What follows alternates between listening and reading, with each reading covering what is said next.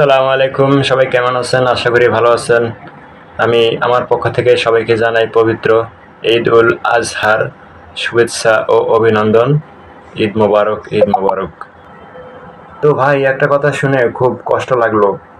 প্রবাসী ভাইয়েরা অনেকেই আছেন যাদেরকে নাকি টাকার মেশিন নামে আহ, প্রকাশিত করা হয়েছে। আসলে প্রবাসী ভাইয়েরা যারা আছেন এরা অনেকেই নাকি ঈদের নামাজ আদায় করতে পারেন না।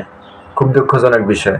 তাদের তাদের এই দিনটা কি শুক্রবার গেল, নাকি ঈদের দিন গেল, না রোজার ঈদের দিন গেল, নাকি অন্যান্য সাধারণ দিনের মতো গেল, তারা আসলে এই জিনিসটা মানে প্রকাশই করতে পারে নাই।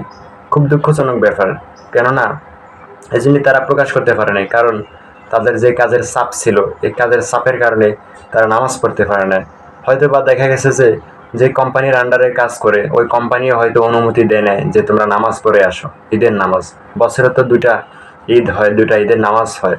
তো আমরা যদি প্রবাসী ভাইদের যদি কোম্পানি যদি এই জিনিসটা যদি না করে, না দেয়, সময়টা না দেয় নামাজ পড়ার জন্য, তাহলে তো তারা যেতে পারবে না, কারণ তারা তো হুকুমের গোলাম। তারা তো যেতে পারবে না। আসলে কি বলবো, বলার মতো না ব্যাপারটা। ভাই, এই কথাটা আমি প্রথম শুনলাম, এর আগে কখনো শুনি নাই। হয়তো বা হয়েছে, কিন্তু আমার কান পর্যন্ত আসে নাই। আসলে এমন মালিক না থাকাটাই ভালো দুনিয়াতে।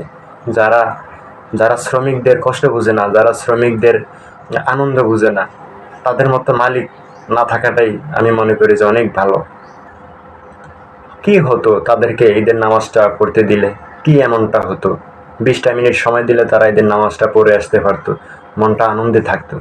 কিন্তু এমনও তো হতে পারে, হয়তো বা দেখা গেছে যে সে আর কোনো ঈদ আর পেল না, হয়তো শেষ ঈদের নামাজ ছিল বা শেষ ঈদ ছিল।